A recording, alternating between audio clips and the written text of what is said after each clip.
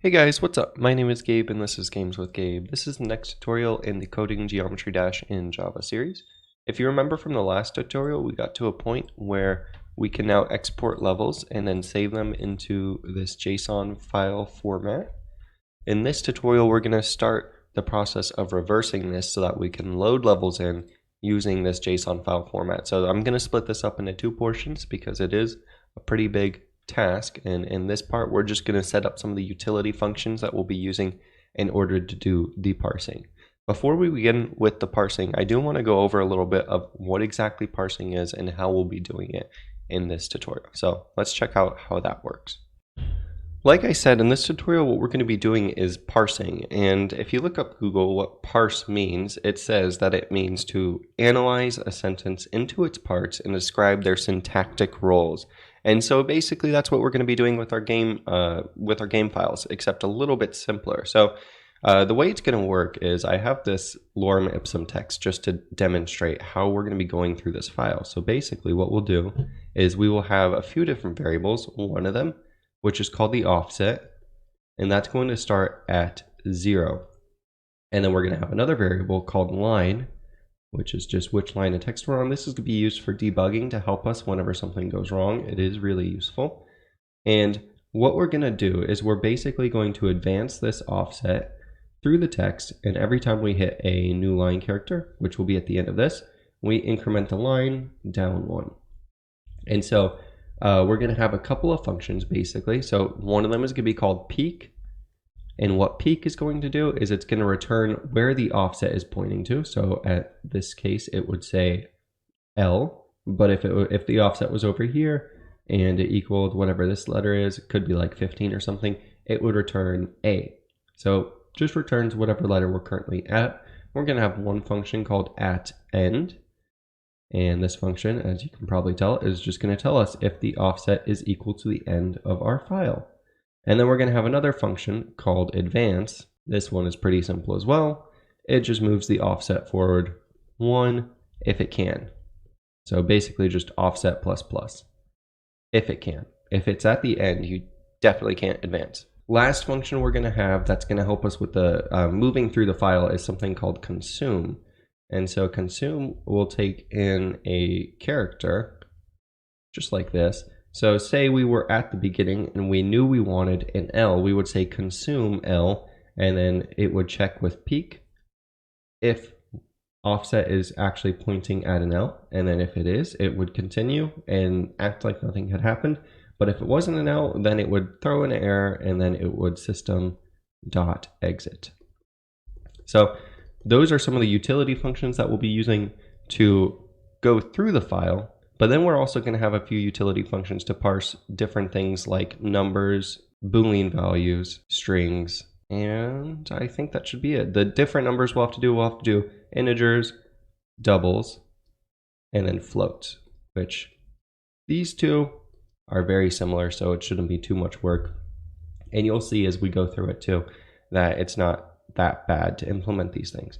So I think this is pretty self-explanatory in and of itself. Let's just get to the coding and see if we can get all this stuff working. This is going to be the hardest part, is trying to parse the different literals and actually figure out what they are, but it's really not that bad once we get into it, and you'll see. The first thing that we're going to want to do is we're going to want to go into our project and look for the file package we created. Then inside here we're going to create a new class and just call this parser. So I'm going to add this to Git. Next, we're going to want to add those 3 variables I was talking about. We're going to make these static because this is going to be a completely static class. So we're going to say private static integer offset, and we're going to initialize that to 0, private static integer, and this is going to be the line number, and we're going to initialize that to 1, and then private static bytes. And so this is going to be the file contents, which is just the letters on the screen. So, and the reason we have it as byte is because that's how you read a file in Java, is it just gives you a list of bytes, which is literally just things like this. So it would just be an array full of those, which is just the characters. Really simple. Next, what we're going to want to do is we're going to want to create this open file function that we'll be using to open whichever file we're about to start parsing. So I'm just going to call this public static, and it's going to be void open file, and this will take in a string, which is a file name. First thing we're going to do is we're going to check and see if the file even exists. So I'm going to say file temporary equals a new file. And then this should be located in levels slash plus the file name plus .zip. And then we'll say if the temporary does not exist. So if not temporary.exist, then we'll just return. We won't open any file because nothing exists yet. And this could happen just because the file hasn't been created yet, which is perfectly fine. So then we'll have a try catch, and we're going to say zip file equals a new zip file. And then this will be the levels slash the file name. And .zip is the extension. And this is going to say unhandled catch. So we'll add that in real quick, and then I'm going to add in a system.exit down here. Next, what we'll do is we will say zip entry JSON file. So this is the JSON file inside of the zip file, and this is going to be the zip file .get entry. And then we'll say the file name plus .json. And then to read from a file using the Java 11 standards, we can do an input stream. So we'll say input stream equals the zip file .get input stream. And then we give it the entry, which is the JSON file. So this is the file we want to be reading. And then we can simply say parser.bytes equals stream.read all bytes. Now, is this the most efficient? No. So what's going to happen here is we're basically going to be reading through the entire file twice. That's not the most efficient, but we don't really have to worry because loading and saving files aren't actual in-game things that are happening. So if it's a little bit slow, that's fine. Ideally, you want it to be as fast as possible. And as I've tested this and everything, it's been pretty quick. So we shouldn't have to worry about anything by reading through the file twice. It's really fast. We should be good. Next, let's create those utility functions I was talking about because those are relatively simple. So we'll say the public static boolean at end. This is just going to tell us whether we're at the end or not. And like I said, it's really simple. It literally just returns offset equals bytes.length. So is the offset at the end of the bytes? How long are the bytes? How many characters do we have? And if it is, then we are clearly at the end. Next one we want to create is the peek function, which is also really simple. So this one will return a character. And we will literally just return char. We have to cast it to a char, and then we'll say bytes and offset. So we just return whatever offset's pointing to and the char at that location. Nice and simple. Then we will be creating the advance function. So public char advance, because we also want advance to return whichever character it was on the moment before it advanced. So we'll say char bytes offset receive, which is literally just the peek function, and we'll say offset ++ and return that character. Lastly, let's add the consume function too real quick, and I just got out of that file real quick. Okay, so we will go down here and we'll say public static void consume. This will take in a char as the parameter, and what we want to do is we want to see what the actual character is at this point. So we'll say char actual equals peek. So what do we actually have right there? And they'll say if actual does not equal C, so if we don't have there what we were expecting, so whatever the char that was passed in, then we want to print out that there was an error. We expected, and then we'll put the C, but instead we got, and then we will put the actual. And this one's gonna run off the line a little bit, but that's fine. And then we're going to say at line and then plus the parser dot line. So we're just going to literally print out like, hey, we got this. We were expecting this at this line.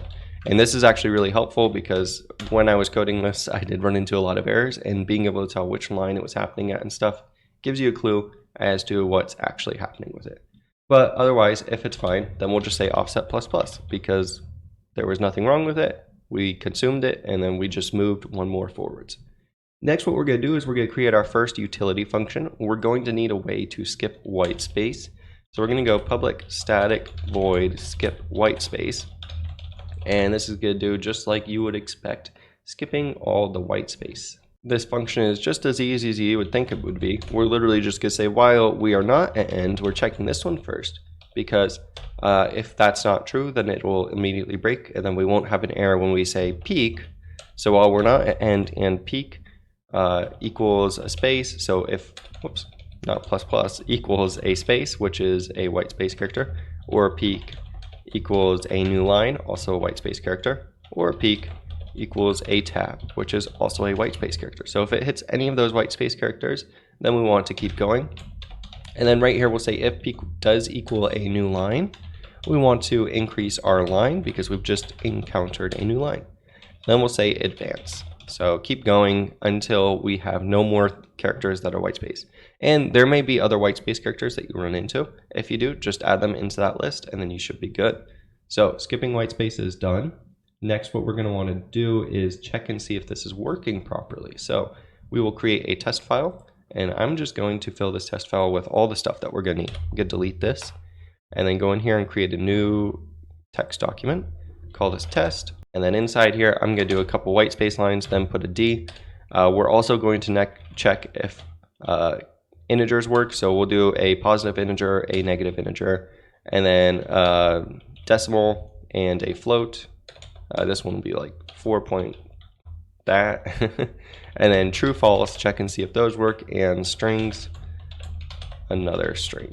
So we'll check and see if all of this works. I'm doing it right now because it'll be easier, because next thing we have to do is change this to JSON format, hit yes if it says that, and then we'll send this to a compressed zip folder, and that should be good. So now we have our test file. Let's go into our level editor real quick. And then right down here at the end of our init function, we'll just say parser.openFile, give it test, and then we will say parser.skip whitespace, and then parser.peak. If you remember, I put a D at the end of the whitespace, so it should say D. So like I said, we might need to add in more variables to the peak. And I forgot about \r, which is return, which is Windows new line character. So Linux is just a \n, Windows is actually \r\n. So we need to make sure we include this into whitespace characters. Once you do that, also, I realized I didn't actually print out what parser.peak was. So we'll say print line, and then once we print this, we should get a D. So if we run this again, if you look in the output down here, it does say D. So that's working perfectly fine. We have our whitespace working. Next function we want to create is the isDigit function. So this is going to be another utility function that we will be using. We'll go down here. We'll make this a private static because this is the only thing that should be using it. So we'll say isDigit, and we're going to give it a char. So we'll basically just return is c greater than equal to 0 and c less than or equal to 9. And notice I'm wrapping them in single quotations. That is because it is important. We're comparing characters, not actual numbers. You could do numbers if you just did int like that and then cast c to an int, and then it would work perfectly fine, but it's easiest just to leave them as characters and compare them like this. Java will implicitly convert them to integers to compare them.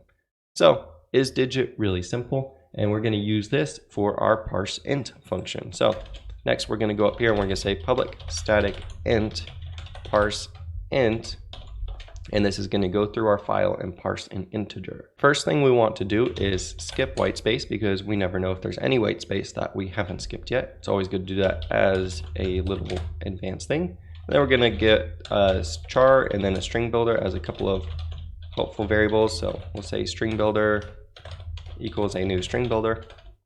And then we will go down here and we will say while, first of all, we are not at the end. Once again, same reason. And we have a isDigit for peak, so peak is a digit, or peak equals a minus sign because we also accept negative numbers. We will say c equals advance, and then we will append c to the builder. Then we will just return integer.parse int builder.toString. This is really simple. All it's saying is while we're not at the end and while we are looking at a digit or we're looking at a negative sign, continue to advance, and we get the character, and then we simply append it to the string. So we're just saying add the number, add the number, add the number, and then this is Java's built-in parsing for like creating an integer out of a string. So then we just say change the string into an actual integer. So If you remember, I did 2 integers after the letter. So let's go back to our level editor scene real quick. And then right down here, we will say, first of all, system.out. We're actually going to have to change the file just a little bit real quick. So let's go back into here and change this D because that will throw off our parsing. Take that out and then just send this back to a zip file. And then we should be good.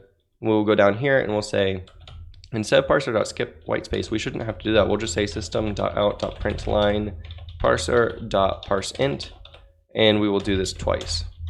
So let's do this, and then it should give us the 2 numbers. And if you look down in the output, we get 12 and -14.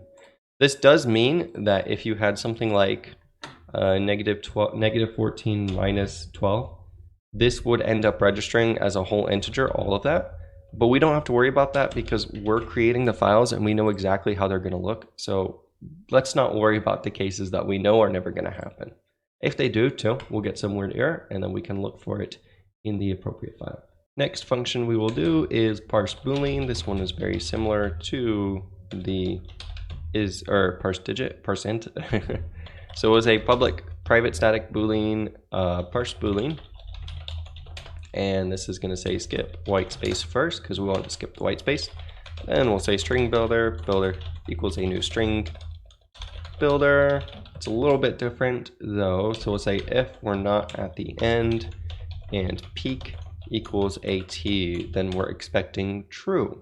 So first we'll say builder.append true. Then we want to consume AT. Then we want to consume AR. Then we want to consume U and E. We could create a utility function that just consumes all of that, but there's no reason to because this is the only case where we really need that.